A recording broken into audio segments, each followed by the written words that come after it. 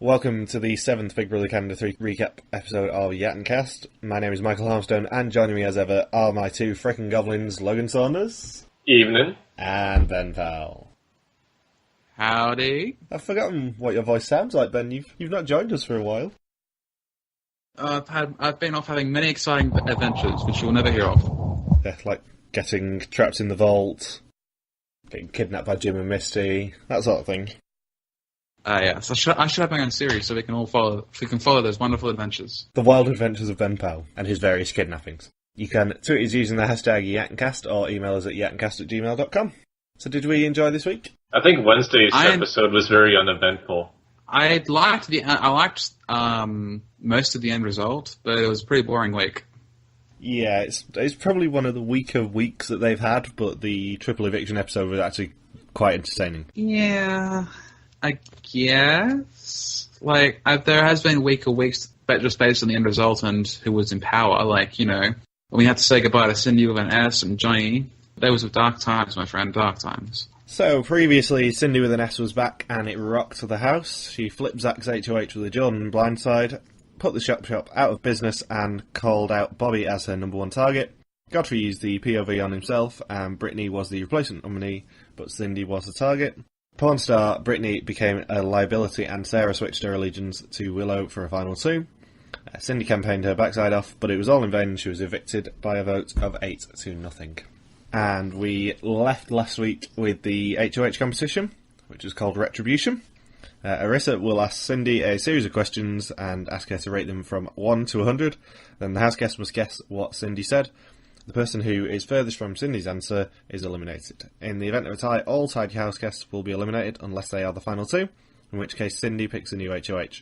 The last person standing or selected by Cindy will become the new head of household. And yes, Peely, the Cindy that Arissa was referring to was in fact Cindy with the S and not another Cindy that was a made-up person in the Big Brother house. Well, to be fair, Peely probably knows a lot of Cindys. It's probably quite hard for her to narrow down which Cindy it is. She probably has two sisters named Cindy within her own family. That's a possibility. But they're spelled with two Y's, and one of them has a Batman symbol in it or something.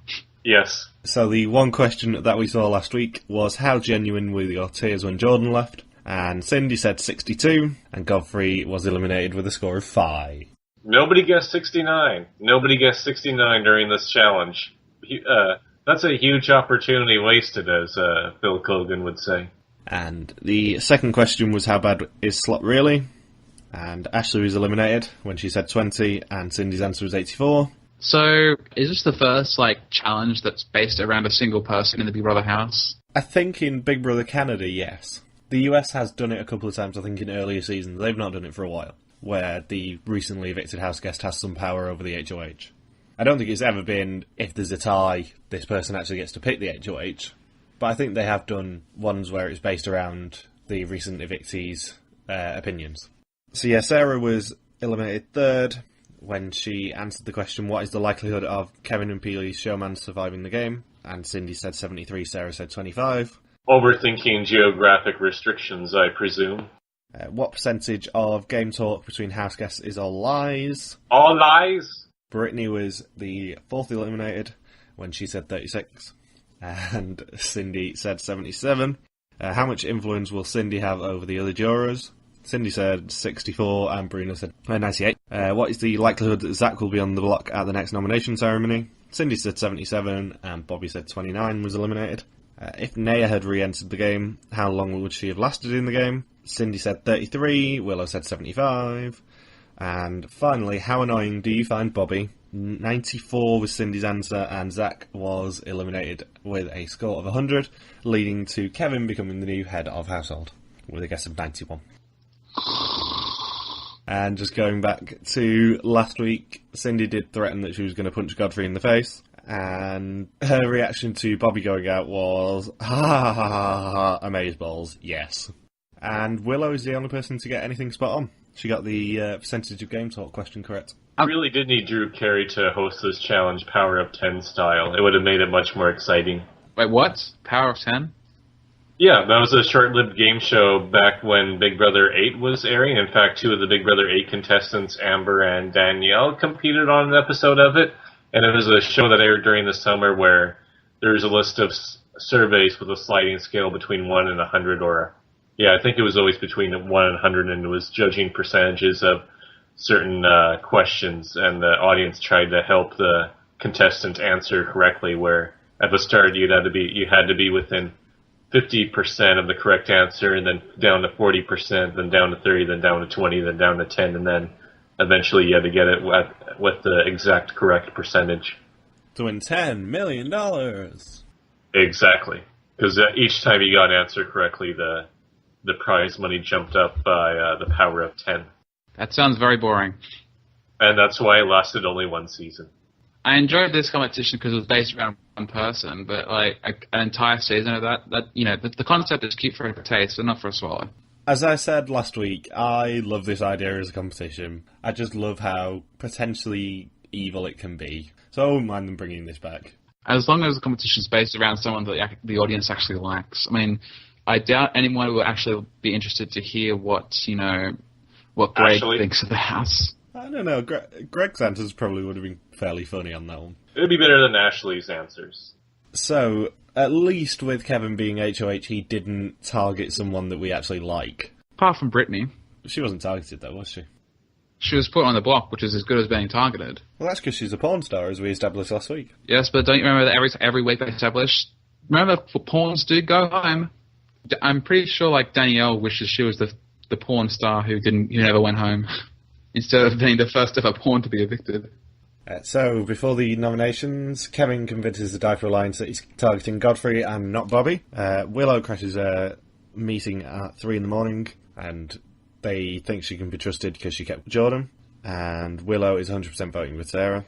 Ashley threatens to take a dump on a seagull. Yeah, what was that about? I guess there's a reason why she's a part of the Diaper Alliance, is because she threatened to defecate on a seagull that was going to defecate on her. That's like an extreme version of Survivor All-Stars, where Richard Hatch bit back a shark that bit him. I don't think Richard Hatch would have defecated on a seagull back if the seagull defecated on him.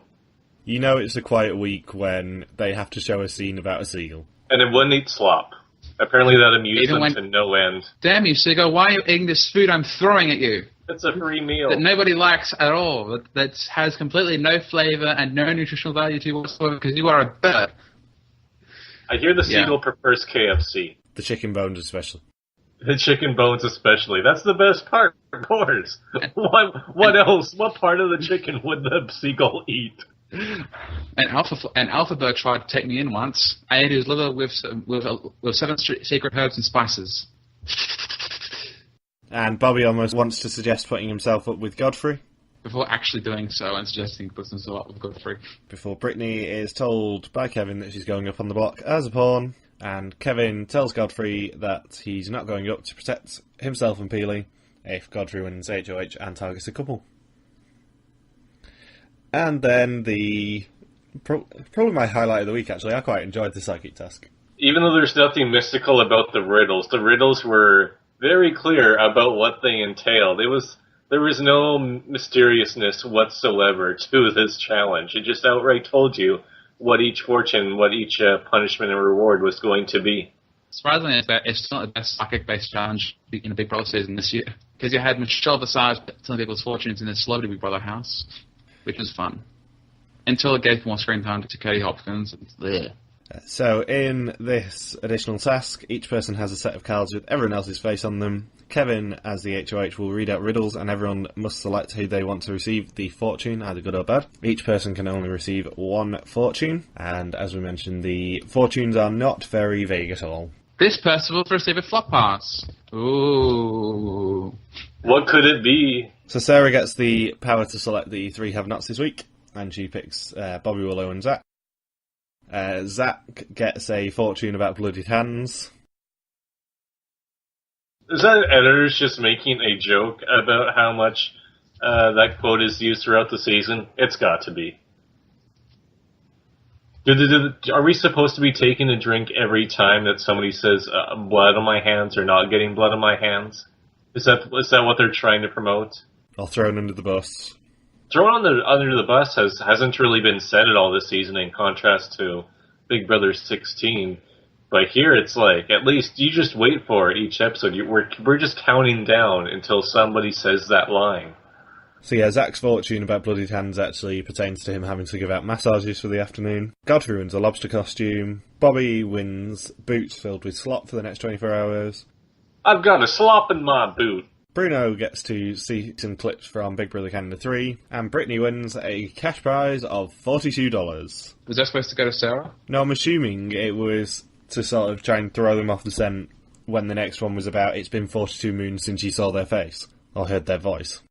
So Ashley wins a video message from home. Does everyone on reality shows, do they always cast kind of people who actually get teared up and all emotional about the possibility of seeing a video from your family? Like, if you're living in a studio in Toronto for about 2 months, you're not going on an expedition to Mars. Like, I don't really get it. I've spent, like, way more time than I have away from family, and there's, like, I guess it is easy for us to, like, say that sort of stuff, but, like, I'm guessing just, like, thinking as the words are coming out of my mouth, I guess, like, you know, being around people who, you know, do not have your best interest at heart, and then seeing something from someone who does have your best interest at heart is sort of, like, rack your psyche a bit. Yeah, it definitely used to be filmed in a place called Mississauga. What? What the hell? Is that words? Yeah, Mississauga. That's the name of the town. Yep. Are you sure you're just not putting random syllables together? No, it's Canadian.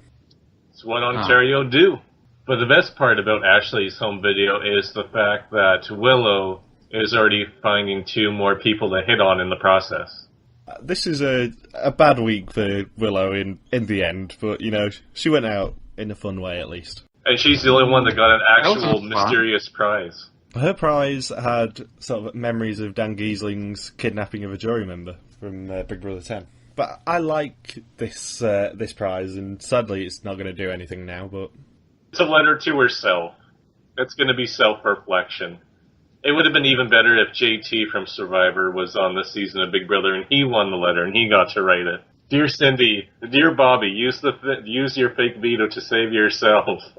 Put up Cindy with an S on the block. XOXO JT. And Peely gets the final prize, which is the power to take someone's power. And she picks Godfrey for some reason. After, you know, he insisted in the diary room that Kevin loves seafood.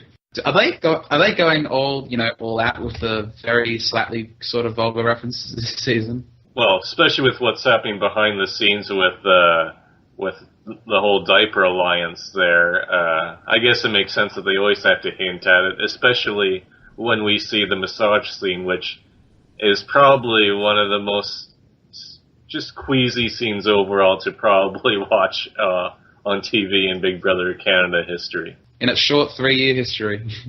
And yes, in all 3 years, it's as monumental as Jordan being blindsided in all of Big Brother Canada history. Logan's referring to the Quebecois version as well. Lost Story. Yes, Lost Story. Or in Peely's case, Lobster Story, I believe. Also, Ashley's mum wonders if Zach actually wears the shirt ever. The joke was completely ruined because in that very scene, Zach is wearing a shirt while watching the home video, so that joke just doesn't work at all. And Peely also warns Kevin that she's going to slap him on the bum in the lobster costume. So the nominations, the shortlist is Bobby, Brittany, Bruno and Willow. The nominations are Bobby and Brittany. But thanks to the punishments from the competition, it actually looks ridiculous. Bobby walking over to the nomination chair in his semi-dried, sloppy boots. And Peely just can't contain her excitement when she's dressed as a lobster. It made for some distracting watching. If you thought walking in heels was tough, try walking in a lobster costume, because Peely probably managed to worsen a lobster costume than she has in heels throughout the season. Yeah, but you don't really wear heels around the house all day, so... Kevin and Zach did. Well, yeah, but like you wear heels for like events, like you're in the Big Brother house, you wear for like eviction nights or something, or like I don't know, fancy dinner or whatever. You don't wear it around the house every day. It's like very counterintuitive to your legs. Like I did drag for a bit, and I wore high heels. I could barely manage like 6 to 8 hours. Like I got home and my feet were like bleeding. So like, you know, wearing around a house for general wearing is not, that's a no-go for anyone. The start of the second episode, Bobby says that Brittany needs to mellow out like he's been doing. Just mellow out, bro. Has he really been mellowing out, or is he just being like a self-centered, self-righteous idiot with delusions of entitlement? Like, there's something to be said about being an idiot, and there's also something to be said about being self-righteous. But being a self-righteous idiot like Bobby is, who thinks, who condescendingly talk down to Cindy all the time, like, oh, how dare you make Chili feel bad for ruining your game? That's terrible, and you're a terrible person for that. It's like, I can't deal with that. It's like, do you not see yourself? Do you not see how you have been an idiot, you have been made a fool of, and you have no place to be lecturing other people on their games when you had to be convinced. Even this week, you were still convinced that Chop Shop was still a thing. So, what's up with you? Bruno comes up to talk to Kevin about the nominations, and Kevin sees straight through it. That was very odd. You would think that Bruno would know that the hugging was a little excessive. I don't know if he was trying to reenact what happened with Zach and Ashley and that whole massage, but that's just a bit too clingy. That's gonna be if you want to bring up the word counterintuitive, I think or counterproductive, I guess. That's definitely counterproductive for Bruno's game to try and be that clingy with somebody that's half his age. And Zach is still convinced that Godfrey is the target for the week, and the player draw for the Power of Veto is favourable for pretty much everyone but Bobby and Bruno. Mm-hmm. So, the POV, alongside Kevin, Bobby and Brittany, we have Peely, who was drawn by Kevin, Ashley, who was drawn by Bobby, and Sarah, who was drawn by Brittany. Puking Peely. Does anyone really mind the product placement competitions this season? Like, sometimes they're a little lame as tasks, but others they're like, they're actually pretty decent. So the OxyClean HOH was very good. Yeah, I was going to say that too. The OxyClean one was fairly brutal. Yeah. I liked the KFC one where it did look like it was like a pretty simple game of match this, match that, and get pairs and stuff. But then it was like slowly got more complicated. There was so many in there, and as there were so many like parts to switch things up and take things out, etc. So I thought that was good. The Oxygen challenge, I was alright with that, but like just having so many, just having. Yeah, Remedy's the worst one, obviously. That wasn't really a challenge. It was like a competition or a task or whatever. Challenge sort of like conjures the image of, head of household, power of veto, power, that sort of things. But even in the past week, there was the Remedy one, the French May ones, or just like tasks. I imagine as like fluff stuff to like. It's essential to the show because a season where nothing really happens and there's no like tasks and it's just people like yelling alliances and strategy and backdoors and all that stuff at each other is a pretty boring season. So the POV is called Delivering the Goods. On one side of a wall is a display of furniture from the brick. One at a time, house guests must get on a swing to look over the wall. They must then recreate the display on their side of the wall. The house guest who completes their display in the fastest time wins a Power Reveal and a $10,000 gift card from the brick. $10,000? That is a pretty big prize for BB Can. That's like a tenth of the grand prize. That's like twice as much as they were offering in the vault room. It'd be like finishing pretty much like percentage-wise. That'd be comparable to what the second place person on Survivor would earn for finishing in second. I do like that Bobby actually has to wear glasses for this competition. We have not seen him wear glasses all season. Not as fancy as Godfrey's or Greg's glasses, but hey, I'm amused. I like that we saw Godfrey's glasses again this week. He really is picking up the mantle of the Ginger Ninja. This is the longest scene other than the scene that probably is going to be uploaded somewhere online, but the longest scene with Ashley that we've heard from her all season long. And there's a good reason why we probably haven't heard from Ashley up to this point. Despite the fact she might win. I mean, her most exciting line in the competition was, and next was the microwave. That was her peak of commentary. I forgot about the microwave. Yeah, at least when I normally offload furniture, I just have a bong, like Sarah or something. Yeah, she was not the narrator that this season needs. Nor the one that Canada deserves. Well, she might be the one that Canada deserves, but she's not the one that we need, really. So, Ashley is the first person up. Bobby says that he's been to 2 swinging resorts in Cancun, so this will be easy. That was such a random callback to his application, by the way. Kevin is cool, calm, and collective, just like Rodney from Survivor. Damn it, that was my joke. Can we not reference him, seriously? You guys probably find him funny, but I don't. No, I don't find him funny. I find him terrible. But, it's too good a reference to cut out. I'm sorry, Ben. And Kevin dry heaves after he fails for his first time. How is that possible? How do you dry heave in a competition like this? Well, they're looking back and forth when they're on the swing, so, he probably suffers from motion sickness. I didn't think of that, because, I've never gotten motion sickness on a swing before.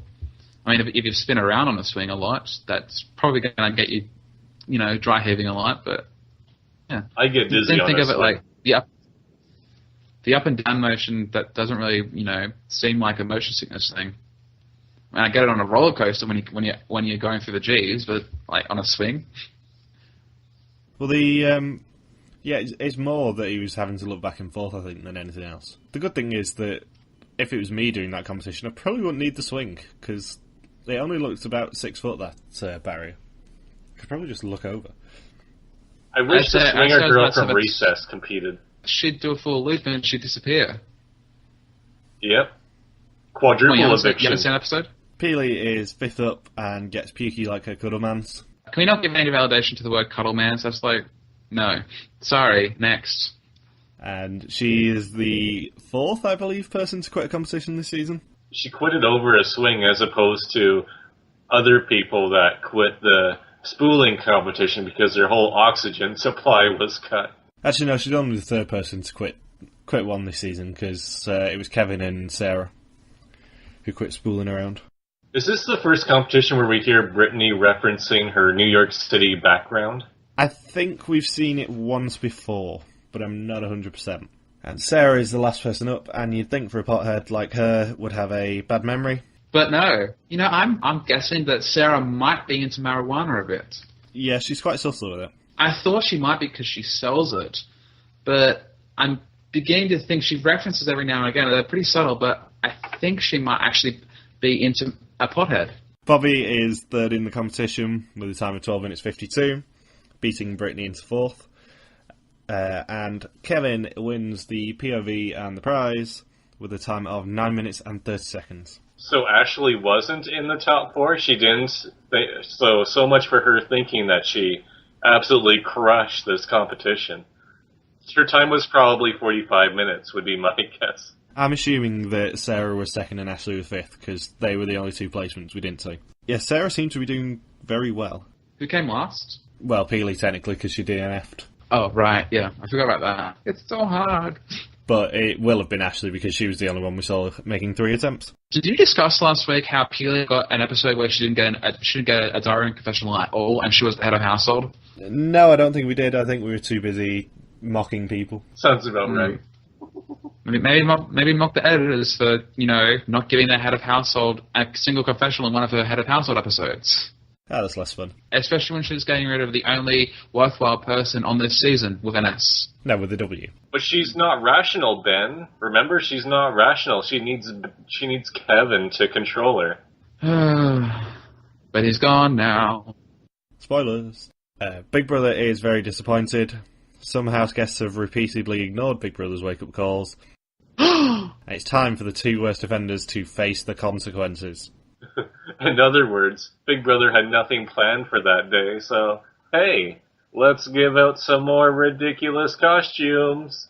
To be fair, from the voiceover bit, it's pretty obvious that Big Brother did warn them quite a lot that they were going to face consequences if they didn't actually wake up. Usually the consequences are like, you're going to be a have-not for this week, not you're going to have to clean the house dressed as a French maid. And clip toenails. I have done this sort of thing before where, housemates who break these rules get, game-related punishments, that thing have not. Yeah, the famous one being back in Big Brother 8 when Jen, like, was in the midst of being abused by Evil Dick. She, like, she just went and ate some of the house's food when she was a have-not. And she was supposed to be on slot. And she almost got, like, a punishment that required her automatically to put up for the eviction for the next week. But then, like, it would have saved her that week, but then, like, everyone complained and the only punishment she got was an extra vote. Which sucked, because, you know, Jen is love, Jen is life, Jen is eternal. So Kevin and Zach are the two worst offenders and have to completely clean the house. Every inch must be spotless. And just for giggles, they have to do it dressed as French maids, called Claudette and what was the other one? Gabrielle. Gabrielle, of course. A massage, a tickle of strategy. No one else can lift a finger, not even to get a glass of water. And what on earth was with Zach's accent? His weird kind of French accent? Quebecian? What's with Zach in general? I skipped through most of that because, like, the only funny part was, like, when Godfrey was talking about them. I'll go get a torment, call it some more. Wasn't it a bit ironic for Sarah to lecture anyone on cleanliness as well? Oh, Michael. By her own admission, can I point out? And Godfrey takes advantage of not having to lift a finger, including making Zach cut his toenails, and both of them give him a massage. A true Glover Teixeira moment. Yes, before he goes back to tormenting Claudette, yo. And Kevin finally tells Peely that he's not targeting Godfrey, and Peely just doesn't want blood on his hands. Take a drink. And Godfrey basically gets it in writing that he's not going to be a replacement nominee. And Bobby actually says the phrase, that goes a long way as far as my secret friend goes. Secret friend? He meant his power of veto, but, you know. The only two times I can think of people talking about their secret friend is A, when you're 3 years old and you still have imaginary friends, or B, when you're a female of ages 13 to 43 or so, and you're talking about your Aunt Flo. Isn't Aunt Flo the one who tries to abseil and cries? Or can only speak French and Italian and is literally useless in television otherwise? When is that current? It's an Amazing Race 3 reference, Ben. Like I said, current. So, at the veto ceremony, Bobby would hate to be in a position where these house guests expect him to pull something out. If only he was Allison. Should have the butt veto. You know that's what they call it, right? Because like on the feeds after she used it, she's like, they called it the butt veto because to them she literally pulled it out of her ass. But the gremlins were safe, so all was well. Kevin decides not to use the power of veto, and either Bobby or Brittany will be the first evictee of the week. Dum dum dum. Yeah, we all know Bobby's going. At least this piece of shit kept me safe last week. The power of J? I doubt it did. No, I guess there are many mitigating factors that kept him safe that week, and I doubt any of them had to do with the J.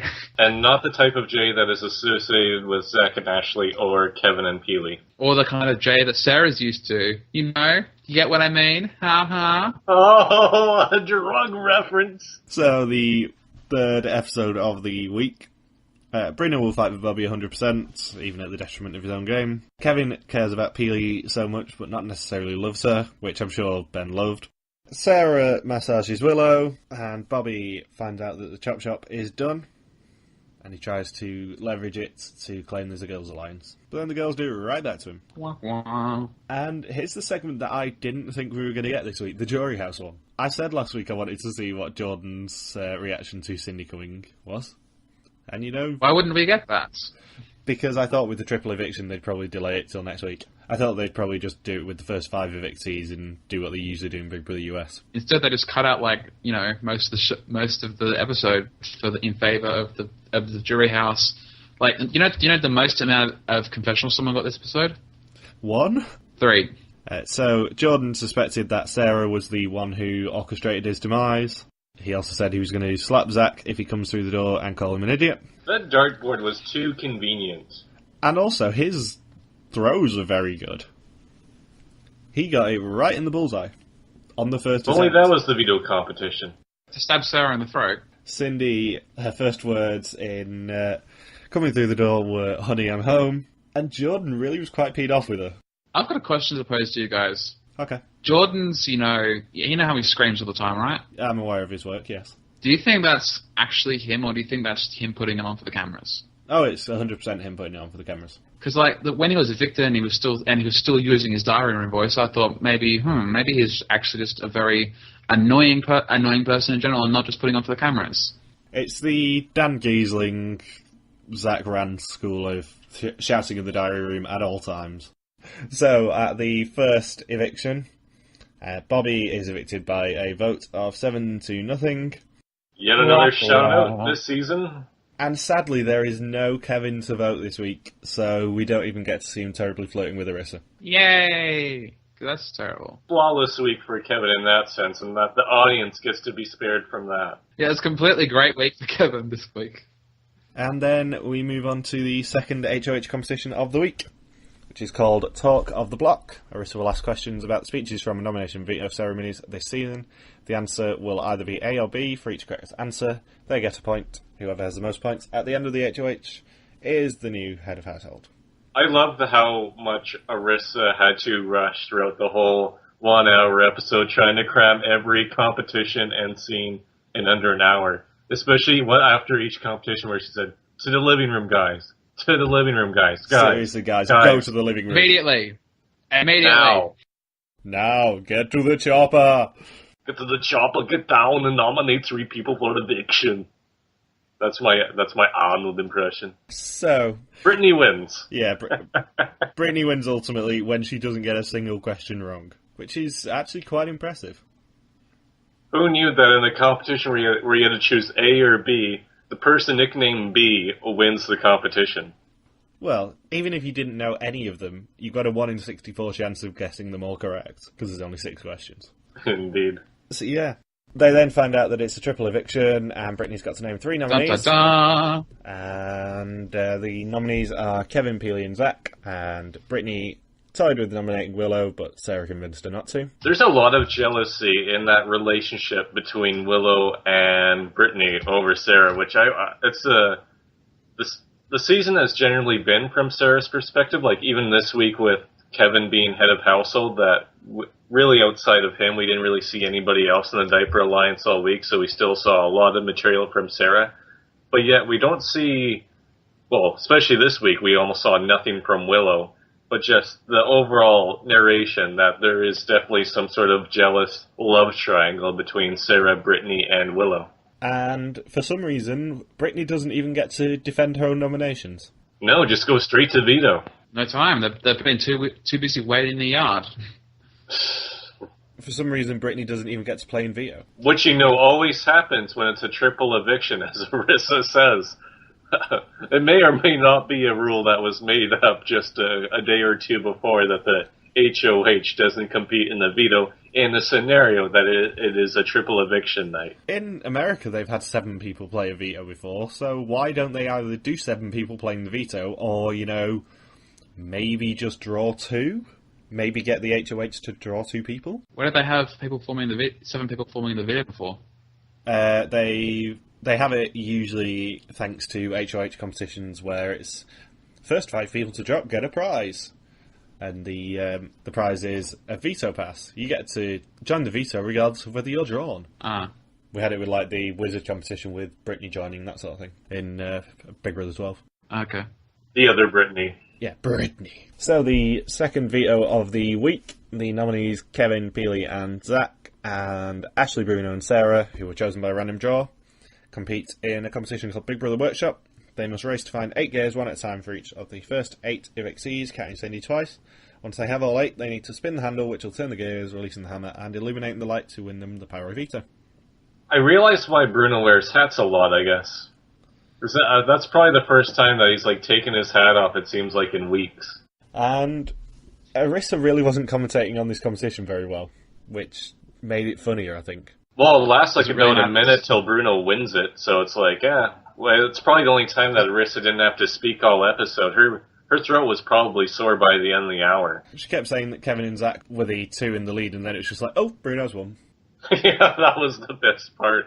It just only focusing on Zach and Kevin realized, oh crap, I guess Bruno may or may not have been in the lead the whole time, and I just didn't catch it. Yeah. And then Bruno completely with no context, uses the veto on Zach. Is this going back to the men versus women thing that we saw for 2 minutes out of nowhere this episode, where it was an odd throwback to the Kevin in the bathroom and Cindy trying to rally an all-girls alliance callback? That's the only thing that I'm assuming. And thinking, why is this coming up again? Why is it suddenly men versus women for... Even back then with the Kevin and Cindy situation, men versus women only lasted for about 2 seconds.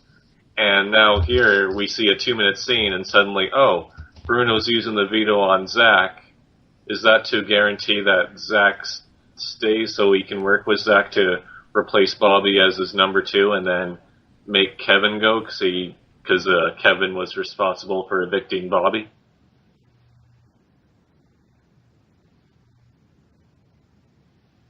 But Chop Shop's closed. I'm surprised he didn't just lash out at production for making him decide to use veto within about 10 seconds. Yeah, and having Arista just shout at him going, you need to choose whether you're using it now or not. You would think that in most situations the person would just be too flustered to make a decision and choose not to use it. Yeah, I didn't think he was going to use it. Yeah, perfect world, he wouldn't have used it. And then Willow's the replacement nominee. Why didn't Brittany target Ashley? Seriously. It's the obvious choice.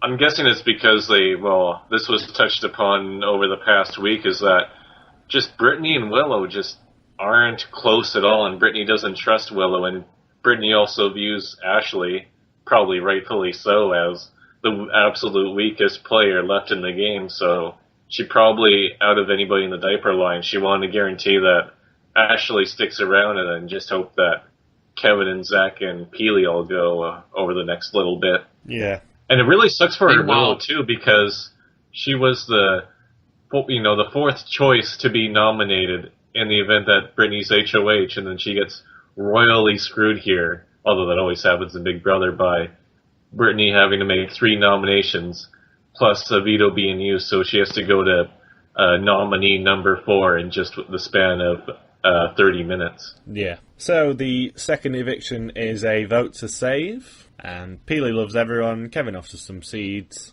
Probably not the first time this season. And Zach and Bruno both vote to save Willow. But Ashley, Godfrey, and Sarah are the ones who save Peely. And for some reason, evicts Willow. I do not understand why. I was completely confused. I think she thought that that everyone was going to save Kevin anyway. Like all the boys were going to save Kevin, so it wouldn't matter. Yeah.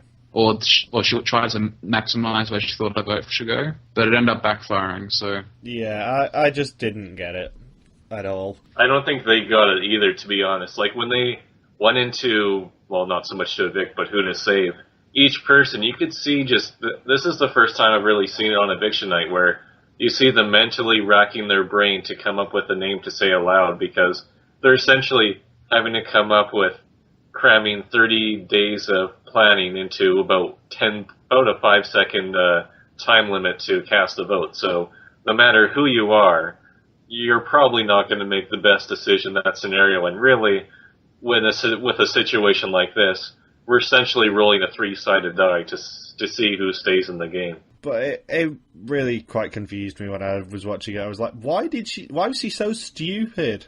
So yeah, Willow and Kevin are both off to the jury house as well as Bobby. Flawless week.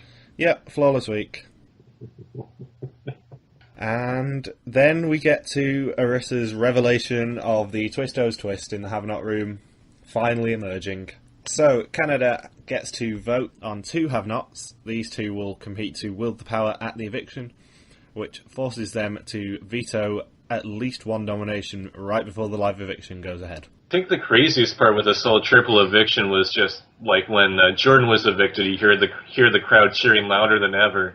But when Bruno used the veto on Bobby, I've never heard more outrage, and just probably a few people in the crowd fainted when Bruno used the veto on Zach, and then the crowd was equally horrified when they all realized that Peely was being saved and that Willow was going to be evicted. Yeah, I think Willow is one of the fan favourites, so it is a loss for the season of Willow going.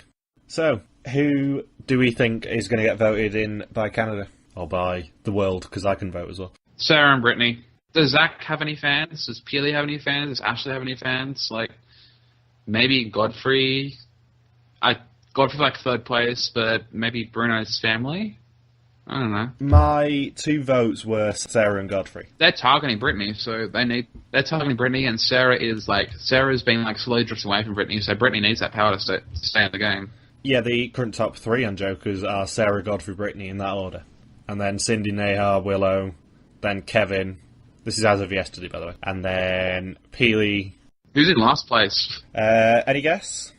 Is it still Bobby? It is Greg. It was Bobby this time last week for one day, but it's pretty much solidly Greg, and it has been since day one. So we're basically looking at 2 of Sarah, Godfrey, and Brittany being the have-nots for the week and competing. This is the 3rd week that production has really tried to manipulate. Well, every week they manipulate, but in this case, this is the 3rd week in their desperate attempt to just to eliminate the Diaper Alliance from the game and keep their stars alive through to the end of the season, because we had Cindy being brought back to evict Jordan, and then we had this triple eviction thing which didn't work out quite according to plan, and we also had the HOH competition where it's just, Sarah, you know Cindy really well. You should probably be able to win this HOH, and then that backfired on them, and a member of the Diaper Alliance got to be HOH anyway, so this is yet another attempt where production wants to just put the power in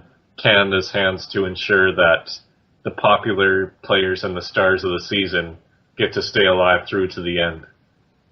Which is good. Yeah, whilst the Diaper Alliance absolutely sucks, Kevin was probably the most interesting and the easiest one to talk about of the Diaper Alliance. Oh, by far. But easy to talk about. But I haven't said anything positive about Kevin since week 3, 2. That's why I said easiest to talk about rather than easiest to say something good about. That implies though that saying something about him is better than saying nothing about him. I like Peely, and I like Peely. I sort of like Ashley. I don't like Zach or Kevin. So yeah, at least you have an opinion on Kevin rather than the meh of Ashley and the meh of Peely. I don't have an opinion. I like Peely. Well, Ashley's obviously the most boring of the Diaper Alliance. But they just want the interesting people to stay, I think. No, Zach and Kevin are the most boring. At least we know. Ashley is sort of boring, but I know more about Ashley and Peely than I know about Kevin. So apart from I'm a poker player, I can read people. Blah blah blah. The production team likes me. He's a poker player. A poker player. So, who do we think is going to be going home next? Do you guys know who won the HOH? No, I do not. You know it, Ben. I do. I know who's not going home this week, but apart from that. So who do you think is going home, Logan? I think, well, considering the house is essentially split in half, so it depends on which side wins. But I could see, well, from the Diaper Alliance, probably Zach would be the most likely candidate to go, and then if it's somebody from the Diaper Alliance that wins HOH, then I would probably think that Brittany would be eliminated. I would say if it's a Diaper Alliance winner, then Bruno is probably going to get targeted. But what about the veto and the double veto? Yeah, true. Yeah, that's going to throw a spanner in the works, isn't it? It's pretty much going to be whoever's not. It's pretty much going to be whoever wins this competition essentially decides who goes home, because we have HOH, somebody who's going to win regular veto, and then somebody who's going to win the must change the nomination. So really, it's just going to be like this triple eviction where there's going to be so many people immune that it's just that whoever isn't immune is automatically going to be on the block and pretty much evicted by default. The way that Arissa described it, it sounded like the person who wins this power will get to pick the replacements as well, but I'm not 100% on that. Because if so, that is a great power to win. But there's so few people that whoever the replacements are, whoever's not HOH, one veto, or not on the block. I think we will, depending on who gets the power, it's probably going to be one of Sarah, Godfrey, and Brittany. I think we might see Bruno go home. I think we might see Zach go home, or we might see Ashley go home. I think one of those three. Brittany still trusts Bruno a lot. Well, she didn't even think about nominating him, and that was after her nominating 4 people. And then Sarah. Well, he won the also, veto. That's true. Yeah, I was about to correct myself there. Like, if Zach had won the veto and taken himself off, I'm pretty sure Bruno would have been on the block. But like, the only option for Brittany at that point were, okay, there's 9 people left in the house, wasn't there? Yeah, there was 9. Brittany was HOH, that's 8. Kevin, Zach, and Peely were already in the block, that's 5. Bruno won the power of veto, that's 4. So the only people left would be Sarah, Willow, Godfrey, and Ashley. Ashley, yeah. It's surprising she put up Ashley, but Willow was on the. I'm pretty sure like Willow must have been behind like if Zach, Peely, and Kevin were on Brittany's hit list, then like Bruno must have been like not far behind, but he won the veto, so basically she was forced to go down to like the 5th person on the totem pole. Yeah, I'm not sure whether she would have targeted Bruno yet, but because even in the live eviction thing there, they had Brittany and Sarah talking, and then Brittany didn't even bring up Bruno's name as a potential nominee. She was already thinking about nominating Willow, so that's why I think that she trusts Bruno more than what we think. The thing is, regardless of who wins HOH, I think Bruno's fairly high up everyone's hit list now. Everyone sees that he's a bit of a schemer. There's always rumblings that he's going to be nominated. And finally, who do we think is going to win the season? And this will be very interesting for Logan now. Risha, no, just give the third 5. Are we going to have a third 5 twist? I think the winner. Well, I think they really want a Sarah victory according to production there, but I have a feeling that's not quite going to happen. We're going to have a weird final 2, and maybe Bruno is going to end up winning somehow. If Bruno makes it to the final 2, I don't think anyone can beat him. That's unfortunate. Yeah, if Zach makes it to the final 2, I'm not sure many people can beat him, depending on how much he wins, obviously. But I'm going to stick with my Sarah guess. I think it's too good. I think Sarah is a third placer. Yeah, I'm starting to get the sort of Neda vibe of so close yet so far away. Yeah. But I'm holding out hope on the Sarah train. My hope is still with Godfrey. My best case scenario would be a Godfrey-Sarah final 2, I think. As long as Godfrey isn't in the final 3 with 2 French mates to ruin whatever fantasy he's had in the past, I think Godfrey will be okay with wherever he finishes this season. I just want to see Godfrey's final speech. He's really made it a lot further than people thought he would, didn't he? Yeah, I think initially Logan's guess of Logan's desire for Godfrey to win was kind of an ironic one, but I think it's kind of coming quite true now. Godfrey still might win. That's the thing. I don't think he has a good enough social game to get in the win because he wasn't on good terms with he wasn't on very good terms with the Diaper Alliance. So I can't see any of the Diaper Alliance or Willow voting for him. So that's 5 votes gone already. But at the same time, I think if he goes up against maybe someone like Ashley, he's not going to get a shutout, but he still stands a chance. I think the final 2 is going to be Ashley and Peely. Oh God, can you imagine? Your head would explode and be funny. I wouldn't mind it. Because that outside of the Diaper Alliance and outside of Zach and Kevin, I find them all right. But as part of the Diaper Alliance, I like them outside of the Diaper Alliance. That's all I like. Plus, it'd make people furious. So that'd be a funny way to end. And unlike how people are rooting for Rodney to win this season of Survivor because he's such a terrible person, wouldn't it be a great WCF winner? It's no, he's a terrible person. That's not fun. I like a fun when it's I was rooting for Gen City to win Big Brother 14 just so people would scream and get angry and stuff. For the record, I've never ever supported Rodney. I am reluctantly on the Mike train now. Obviously, Shireen is still my number 1, but if Shireen can't win, I need it to be Mike. So yeah, anything else to add about this week before we hibernate for a couple of days and go for Amazing Race? Poor Willow. Damn, yeah. That was a terrible way to go out. She looked really crushed. Also, one last thing I forgot to mention. I love that the 2 times that Peely's been nominated, it's been a sort of twist eviction. Because the first time was the public vote eviction, and the second time was the triple eviction. And she survived both of them. And she survived both of them, yes. We're by really close votes as well. Yeah, it'll be interesting if we ever get the voting figures for the first week eviction. I'm not sure they'll ever give them us, but it'd be interesting if we did get them. Nah, probably not. So, thank you for listening to us. We'll be back next week for another recap episode of YATNcast. If you want to follow any of us on Twitter, you can do so in the handles down below.